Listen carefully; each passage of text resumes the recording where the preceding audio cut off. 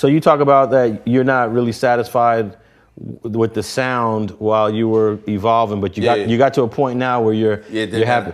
Talk about how it used to sound, and what was it about how it sounded then that you didn't like?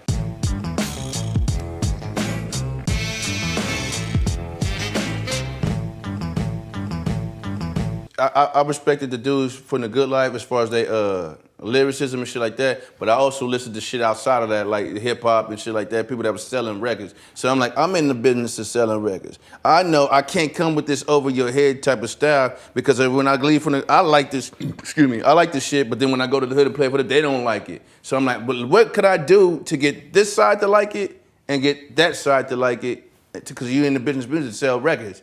You know what I mean? So it's years of trying to develop a way to get both ends to like it. And all in between, I'm like, it was like a lot of, to me, it was like a lot of does. But then my persistence and shit like that, people like certain shit. But now I'm at a point where now both sides like it. But I was trying to really, for years, fighting over, trying to figure out a way to get both sides to like the shit. Beat selection, topics, the way I'm saying it. You know, some people, oh man, you rap too fast, oh man, you giving me a head, I don't want to hear that shit.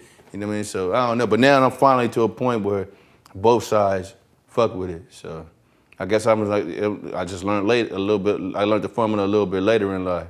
So that's why I just got to keep my health up. And then people, how old are you, man? It just, how do I look? Okay. You know, age don't mean shit. As long as you're still coming up with good music, you know what I mean? It's gonna do what it do. Let's talk about some of the stuff you did in the past that you still think that you might still like, that might be some of the music that people probably slept on you about. So let's go through some of those previous songs that are still memorable to you. All right. Yeah, like, you know, it's a project I did called the C-Rag Project.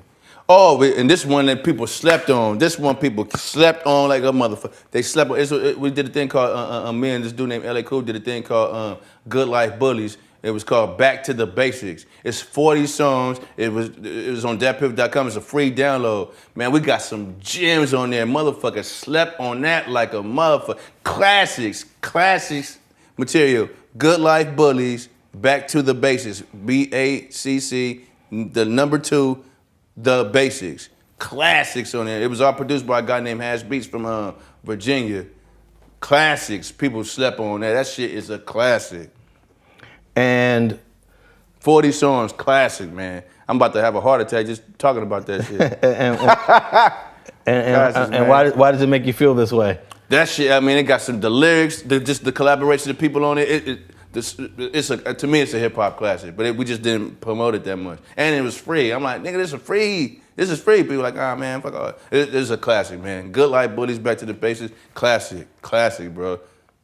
How many times you gonna say classic? Man, that shit is a classic, man. Why didn't you shoot any videos to it and put them on YouTube? We shot one video to it, actually, but it's titled Good Life Bulliez,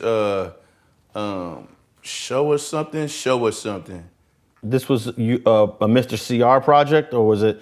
Good Life Bulliez was me and the dude L.A. Cool, but together we the Good Life Bulliez. But he has his own individual entity. That's you know what I mean. And then I got my own shit. But we came together and made that's dope, man. Shit is really dope. And how do you guys, like, nobody puts out 40 songs on one project. What made you guys do that? We just work. We work every shit. Sometimes I don't be having time to do shit. I mean, I'm not cracking like that, but I mean, I might have to set the fake. People might jump in my cash app and throw me a couple of dollars to do some features and shit. We just always working because that's what we love to do. That's what I love to do. You know what I mean? I'm not gonna never stop doing it. That's what I love to do. So it's like the love for the art form, you know, we putting in some, I just love to write, because the more you write, the better your shit get. You know what I mean? And, you know, that's just do it for the culture. You mentioned getting some music from a cat out in Virginia. With this internet, you can get beats from anybody nowadays, right? Hell yeah. Are there really some good beats out there that Oh, my boy Hash Beatz, he killing dudes right now. My boy Hash Beatz. My boy L.A. Cool, I keep mentioning, he just started making his own beats. He got some good shit too. I mean, that's all I fuck with is Hash Beatz. And then it's this guy, the last project I put out, All City Jimmy on No Can Do, he has producers, a guy named Spencer and a dude named Tay Dex. They like the younger cats right now. They fucking with the younger type shit, but they go to the production. But majority of the time I fuck with Hash Beatz, man. So when it comes to getting the rights to the a beat from someone that you met online, are you sharing that? Let's say Hash Beatz puts out a banger and you want to rap to that banger. Do you buy it to where you own it, or are you just licensing it just to use it? How does that go? But see, me and him, it's funny, right? Because he found me through the interview watching your shit, right?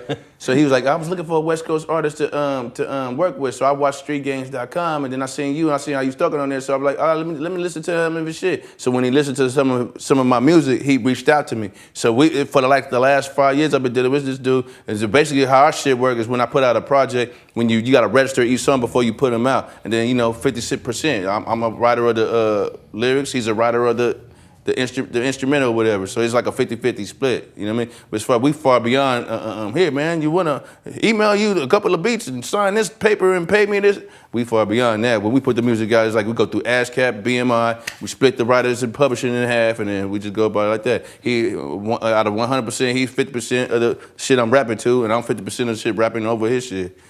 So no one else could get that beat? That beat was exclusive for that project? Yeah, basically, yeah. Okay. Yeah. And explain to me, what is it about the way he produces music, Hash Beatz? What is it about his sound that you like? Man, he just got, certain people just got it, man. Certain people he one of them type of dudes, he play instrument, some people just got it, man. His shit is dope as fuck, man. You have to check him out. He got a series of beat instrumental tapes that he drops on Dat Piff every now and then called, what is that shit called? Hip Hop, I Am Hip Hop, Volume 1 through Infinity, you know what I mean? But he got a gang of, that nigga's dope, man. Now, is he someone that a lot of people don't know about, or a lot of people are starting to hear about him? Yeah, well, he's from Virginia, so I mean, he has his own following, but not too many people, I believe, out here know about him. Or some people, you got people that deal with him, that pay him, I guess, based on the shit that they heard me do with the dude, you know what I mean? But he does have a following. He has a big following on datpiff.com. This might be hard to explain, but what is it exactly in a beat that you're looking for that really gets you ready to write and spit some bars to it? For me, as soon as I press play and that shit kick in, and it's knocking and it's sounding real good, it just seems like the song just writes itself.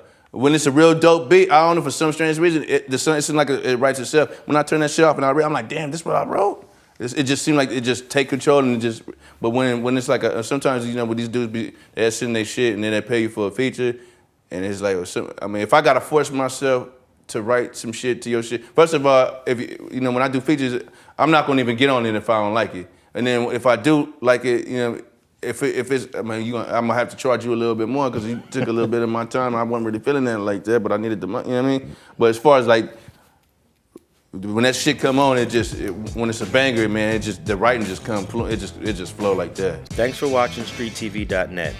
If you're not subscribed, please hit that button below and click the bell to receive alerts and notifications.